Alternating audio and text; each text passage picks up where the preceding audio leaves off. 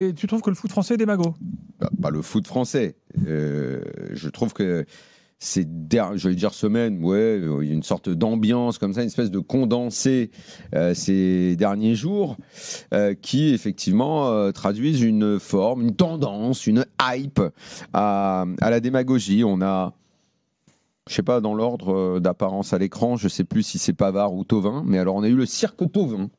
Le cirque Thauvin, c'est je ne fête pas dans le vestiaire, je ne veux pas tirer le penalty, ou je dis que ça m'aurait déçu, que j'aurais pas voulu le tirer parce que on sous-entend marquer un but contre l'OM. C'est totalement incompréhensible, une bouillie. Je précise ça tout en disant que bon, je ne veux pas taper sur Thauvin, on n'en dit que du bien depuis le début de la saison, il est fantastique, tout ce qu'il a apporté à Lens et tout. C'est vraiment juste spécifiquement ça, mais je vais expliquer que selon moi, c'est un peu à leur corps défendant, qu'ils sont un peu les victimes eux-mêmes d'une espèce de cette tendance-là. L'autre, c'est les excuses de Pavard. Alors ça aussi, c'est nouveau, ça. Un mec, il se déchire dans 2 matchs. Bon, écoute, ça arrive. Attends, Thauvin, t'es champion du monde, t'as une carrière de malade et tout. Bon, tu te déchires sur 2 matchs. On va pas te taper dessus, quoi. On va pas t'enfoncer. Et le mec, hop, le mot du médecin, les excuses. Pardonnez-moi, pitié, faut pas m'en vouloir. Oui, sur les réseaux sociaux. Okay. T'as eu Emerson avant aussi. Ok, ouais, voilà. Donc bon, j'ai pas fait l'inventaire. On pourra ajouter à ça.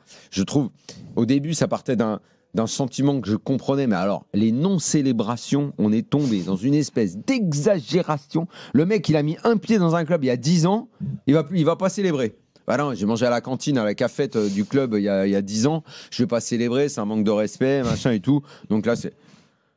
Après, puisqu'on l'a dit là tout à l'heure, là, puisqu'on a commencé par ça, bon, bah, des Herbie qui à chaque fois, là maintenant, et moi je suis proche des supporters, il a sa banderole Uno di Noi.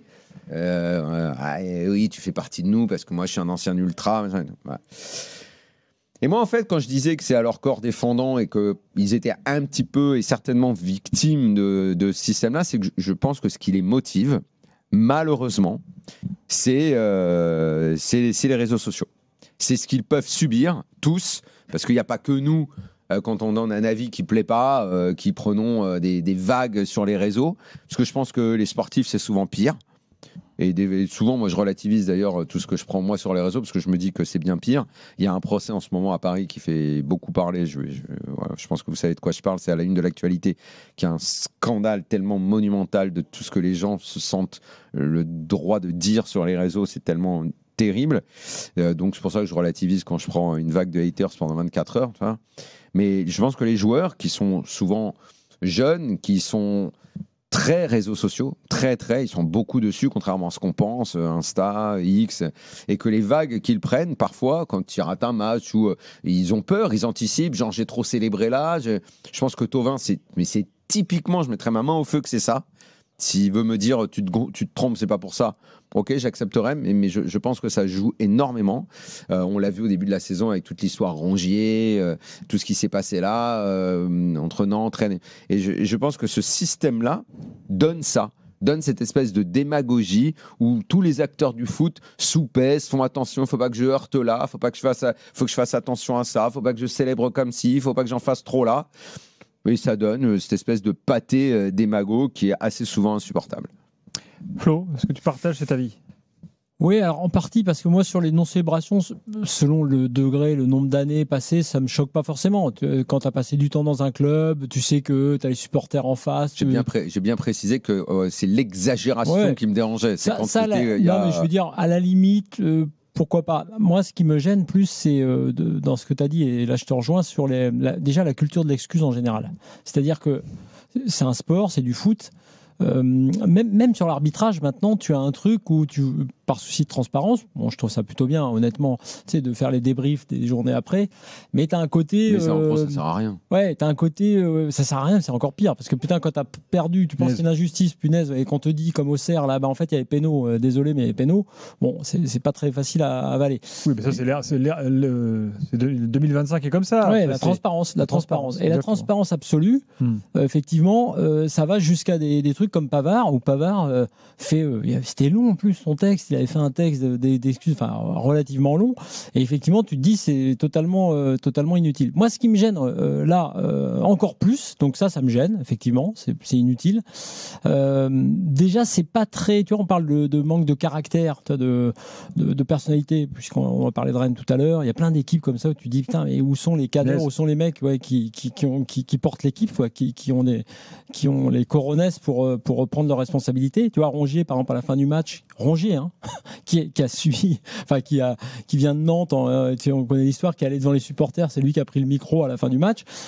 On a besoin de ces gens-là, et t'as pas besoin d'un Pavard qui a plutôt de l'expérience et des épaules, qui finalement se met en position d'infériorité par rapport aux supporters. Moi, ça me gêne aussi, d'ailleurs, je rejoins un peu Bay là-dessus, sur ces joueurs qui sont obligés d'aller, tu sais, à confesse devant les supporters, parce qu'ils ont été sifflés, appelés, tu sais, pour qu'ils viennent se justifier. Oui. Moi, pareil, il y a des moments... On peut se faire fouetter. Moi, j'ai entendu Bay, je crois qu'il l'a dit d'ailleurs, enfin non, il l'a peut-être pas dit, mais on dit qu'il n'est pas venu pour ça. Au passage, il a dit, moi, je ne viens pas quand on me convoque, entre guillemets. Alors bon, dans le contexte actuel, il vaut mieux pas que ça que les supporters aient entendu ça, mais moi, tout ça, ça me gêne un peu. Les excuses, la contrition, je suis désolé, je le referai plus.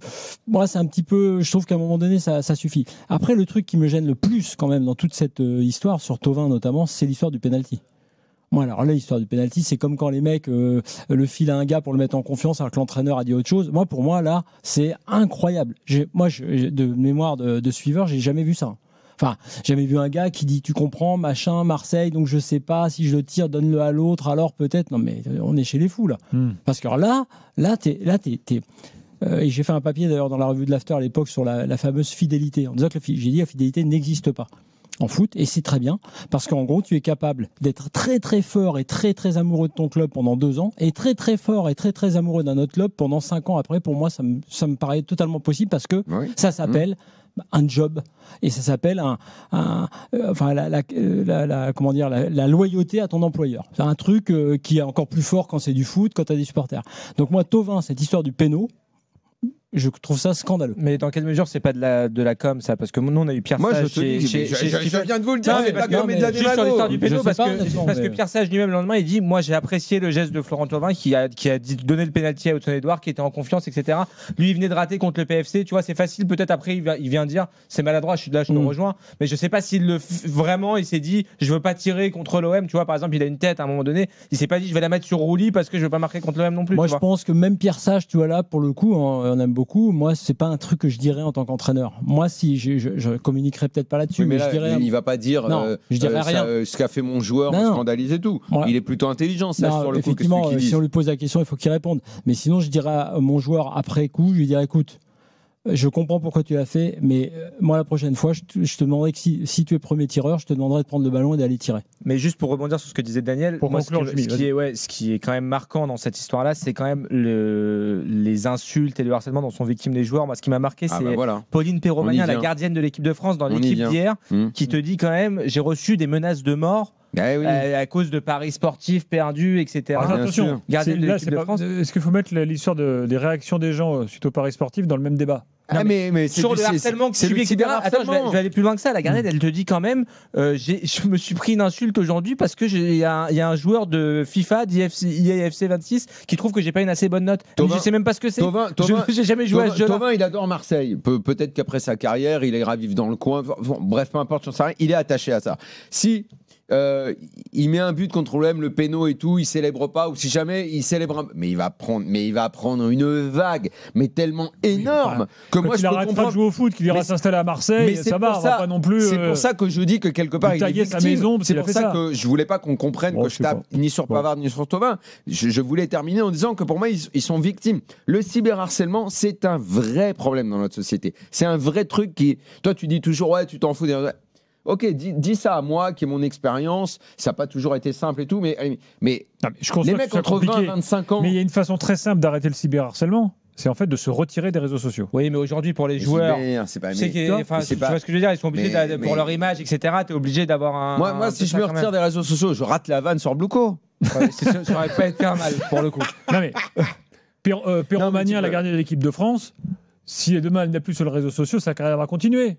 Oui, mais parce que ça génère en termes de revenus complémentaires,